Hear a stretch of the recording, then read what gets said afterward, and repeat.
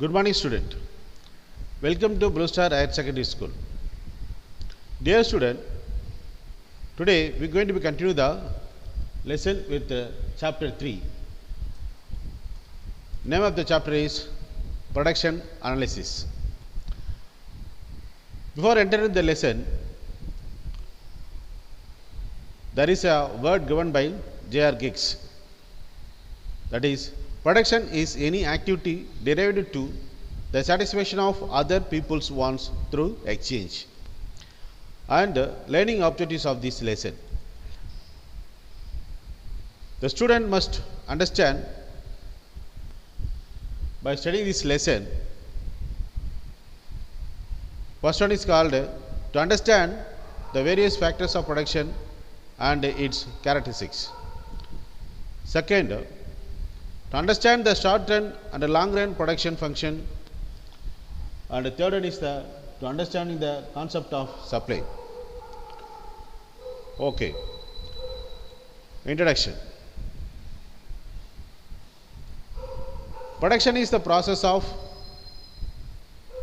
using various material and immaterial inputs in order to make output for consumption. In economics, production refers to the creation of or addition of values. It simply transfers the input into output. So, production is the result of cooperation of four factors of production. They are called land, labor, capital, and organization. Okay, my dear student. Next week we will discuss about the factors of productions. First one is land, labor, capital, and organization. Among these factors of production, we are going to be classified as a primary factors of production and secondary factors of production. The land, labor are called primary factors of productions, and capital, the organizations called secondary factors of production. So, this is the factors of production. Features of the factors of production. Factors of production means resource used in the process of production of commodities. So, they are land, labor, capital, and organizations. There are four types of factors of productions. Already we discussed about that. Among these, land represents natural resource, that is soil, mineral, seas, rivers, natural forest, fisheries. And labor represent human resources. So, together, that is land and labor together called primary factors of productions. These two factors of productions are involved in the production process for producing some units of goods for consumptions. And as consumption of these goods take place, there is the possibility of some of these goods getting left over. Thus, saving is production minus consumption.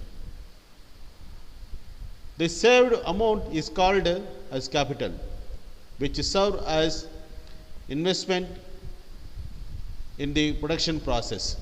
Also, organization or entrepreneur is a special form of labor. The third and the fourth factor are called secondary factors of productions. These four factors of productions depends on each others. That is, one factors of production depends on the other factors of production. They have coordinated impact on production of goods and services. Okay, my dear student. Now we are going to discuss the first factors of production called land. In ordinary sense, land represents natural resources. That is soil, mineral deposits, seas, river, natural forest, fisheries, etc.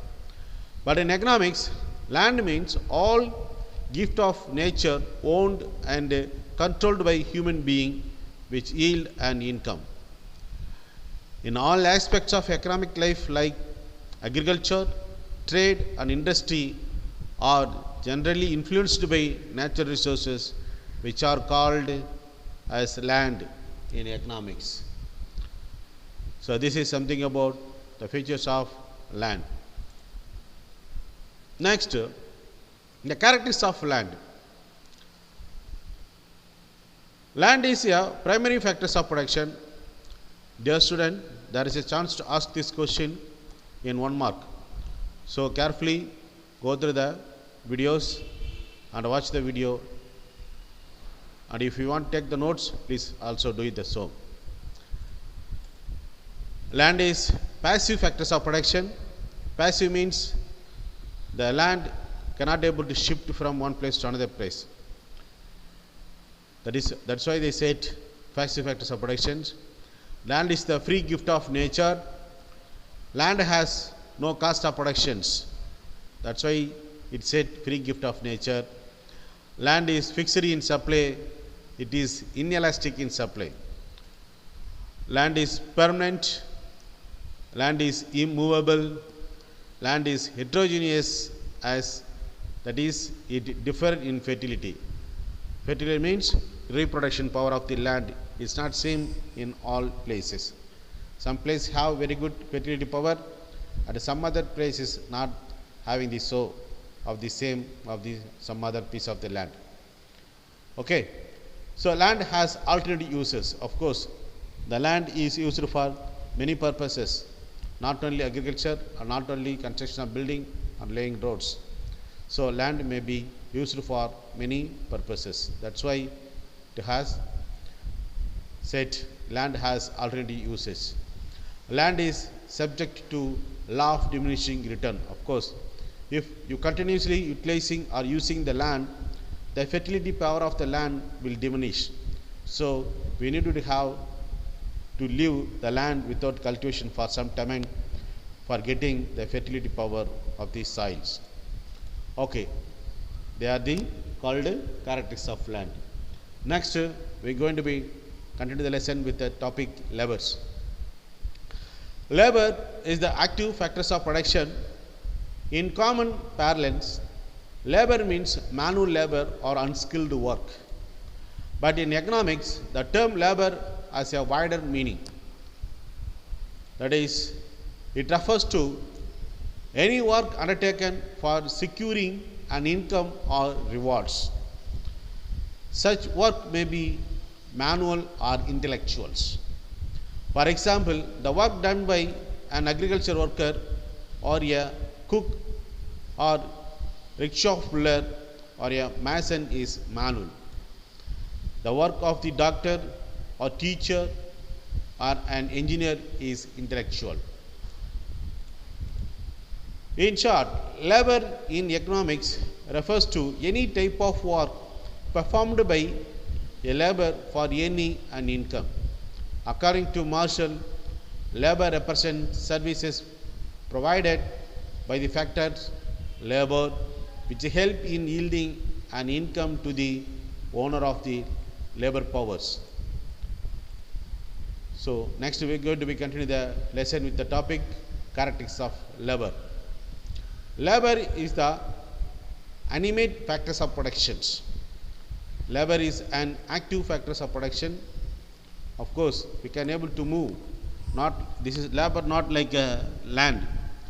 The labor can able to move from place to place where he may get additional income from these present employment opportunities. That's why labor having the special characters to move from one place to another place. That's why he said these are active factors of productions. Labor implies several types. It may be manual, farmer, people physically working for producing, or people physically involving their body for producing goods and services coming under the manual workers.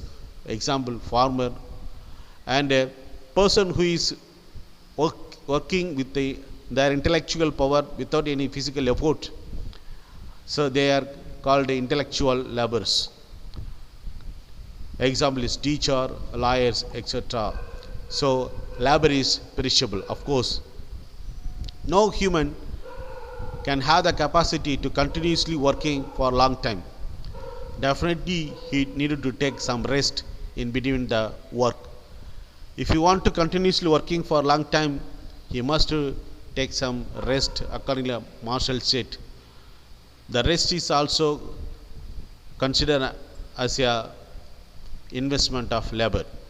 Okay, so without a proper rest, no man continues to working. If he is doing this, so the output or the productivity of the labor definitely not the expected level of the firms.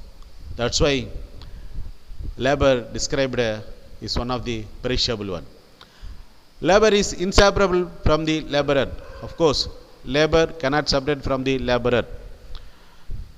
The effort or the action of the labor is not separated by the humans. Okay, so this is also one of the peculiar characteristics of labor. So that is the labor is less mobile between place to and occupations. So nowadays labor have a wider mobile between place to and occupation because the help of science and technology and advancement of science and technology, people can able to acquiring knowledge, getting the information where the suitable work is available. Also with the help of the advanced transport and communications, people can move anywhere to getting additional income for their work. So the characteristics of labor is less mobile, is not more applicable today's. Labor is a means as well as an end. So he is the person responsible of producing goods and services, and also he is the person same to use and consume and give the end and called end user of the goods produced. The person labor is producing goods as well as he also having demand. Okay, sometimes the labor considered as a producer, many times the labor is considered as a consumer. That's why we said labor is a means as well as an end. It is both the cause of production and the consumer of the product. Of course, this is more applicable to the previous lines. Labor unit or heterogeneous. Of course, my dear student, no human having similar power, though they having very good experience. The work done by a particular labor is not same, or the work not done some other person what the first person did it. That is, the skill of the labor is not same, it is different. That's why they said labor unit or heterogeneous. Labor different in ability. Of course, the previous line and this is also having similar meaning. Heterogeneous means not same. They have different ability means people differ in their ability, skill and effort between person to person. Labor supply determine its reward, that is wage. Okay, this was applicable in earlier stage, but nowadays this is not more applicable one, because the wage of the laborer not only determined by the supply of the laborers, because even today without labor the production can do it, because with the help of the machines. Because invention of the science and technology, new production methods, the main are duplicated by the machines. Involvement of machine in the production process today is reduce the impact of men on the production process. So my dear student, labor supply in always not determine the rewards, that is wage. Labor has weak bargaining power, of course, but the help of the trade union, The labor having very good bargaining power and they fight for their rewards. Next is the capital. So Marshall says capital assists of all kind of wealth other than free gift of nature which yield income. That is without a, that is apart from the free gift of nature, everything considered as a what? Capital. Bohm-Bowert defined it as a produced means of productions. As said earlier, capital is a secondary means of production. It represents savings used as investment in the future production process.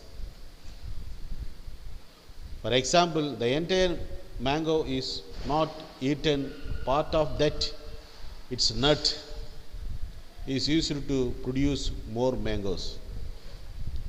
A simple explanation for capital formations.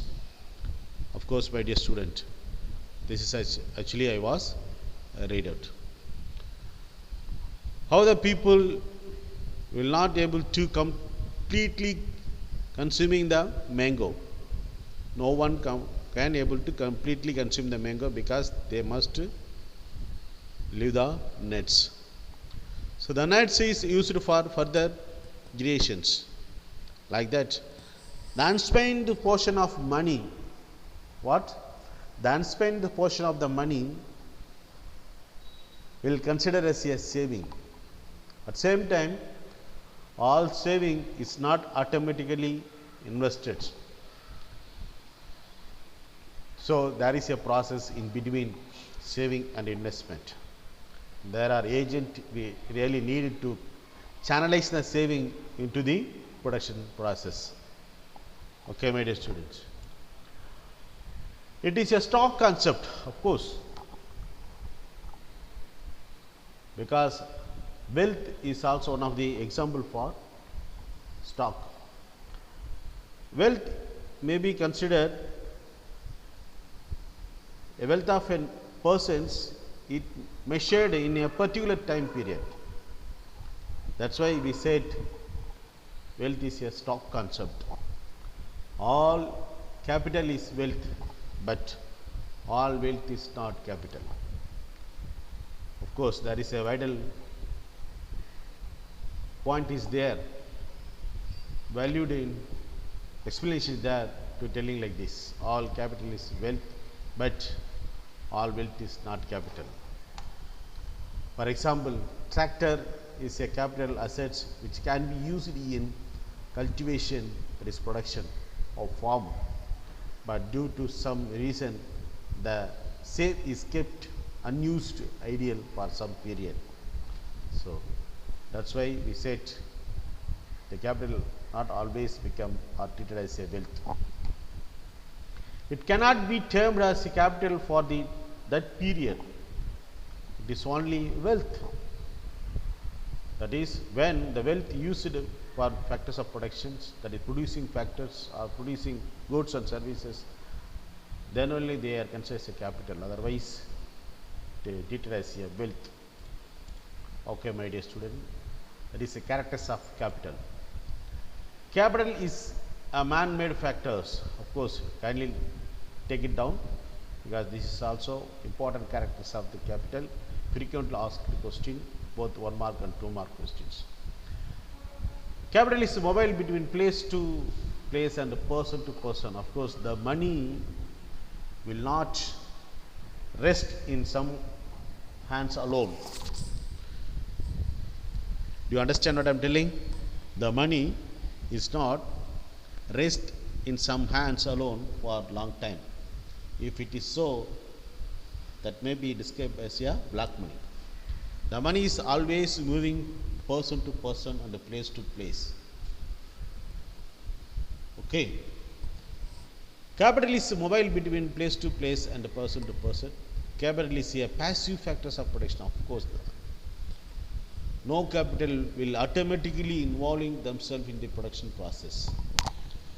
A person really needed to take and use the capital for the production process. Otherwise, it will simply in the form of cash or any other form of assets, called ideal assets.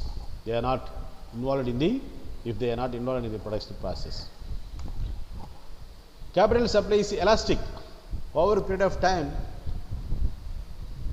due to the advancement of the science and technology and the speeding up of the economic activities, there is a chance to capital formations. For good economic situation, people get very good employment opportunity. The help of the continuous and regular supply of the employment opportunity, people will be supported by the regular income. The whole income is not spent on goods and service. A rational human will not spend his entire income on goods and service. He may keep some part of money for future consumptions, or he postponing present consumption and keep it some part of money for future consumptions to be satisfied. That amount is considered as a savings. The accumulation of all the individual savings, a group of individual savings may be treated as a capital. The capital is involved in the production process. So, over a period of time, the supply of the capital, there is chance to increasing more and more. That's why I said capital supply is elastic. Capital's demand is derived demand, of course. Derived means induced one. With people, I need money for what? Because I need to buy so and so goods. If I do not want to consume any goods, I have no chance to having money in my pocket. There is no need to keep money in my pocket because I have no any other demands. That's why we said the capital demand, that is the demand for capital, is derived demand. Capital is durable, of course. People can able to keep their money for a long time to satisfy in future's demand. If they are not spent, if they are postponing their present consumption, they can able to keep money in their pockets or in the form of some different assets, maybe jewels, some mobile and immobile assets. They can able to keep their capital in different form. Okay. So, this is the characteristics of capitals. Financial capital. Financial capital means assets needed by firm to provide goods and services measured in terms of money value. That is, the financial capital means what? Assets needed by a firm to provide goods and services measured in terms of money value. It is normally raised through debt and equity issue. Of course, the person who is want to involve in the production process, they must have steady and a regular supply of the financial assistance. If he is supported by the financial assistance by regular, they can able to continue the production process for a long time. Otherwise, no chance. The prime aim of it is to mass wealth in terms of profits. They want to accumulate. This is called the financial capital. Next, we are going to continue the lesson, the topic, what? Organizations. It is the fourth factors of production. The man behind organizing the businesses is called as organizer or entrepreneur.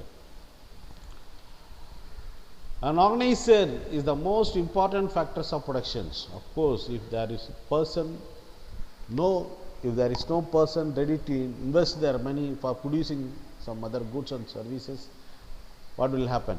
Definitely people never going to be satisfied with their needs because no goods in market. So the organizer is also said the changing agent of the society or the creature. Okay, that's what called a. He represented as special type of labor. Of course, Joseph Schumpeter says that an entrepreneur innovates, coordinates other factors of production, plans and runs a business. He not only runs the business but bear the risk of business. Of course, why they telling like this? No, production means people that is invested involving in the production process, not for that day demand. They are continuously continuing the process of production or accumulating the materials, everything for the future demand. The future demand. If anything happen in future, what will happen? They will face lot of problems. Okay, that's why they said the risk taker. Organization is also called a risk taker. His reward is residual. That is, this residual is either provides positive, that is profit, or negative, or loss, zero. So don't think about the zero, because production is the one of the process. It's moving always upwards, like your business cycle set. Okay, good. So this is something, a network between the person who is organizing the whole society by his mental ability. Okay, this is called a organization. This is called a organizations. Functions of an organization. Okay, my dear student, I will continue the lesson from next video, because I was completed the discussion about the 4 factors of productions: land, labor, capital and organizations, and also discussed about the characters of each factors of productions. Land already we completed, labor is also did, capital also goods. Now I conclude the lesson. Dear student, kindly go through the videos with all effort. Don't omit the class. I hope you know the reasons why we insisting the student must continuously see the videos and read the book. Okay, my dear student. So I continue the class from the next video. Okay, bye.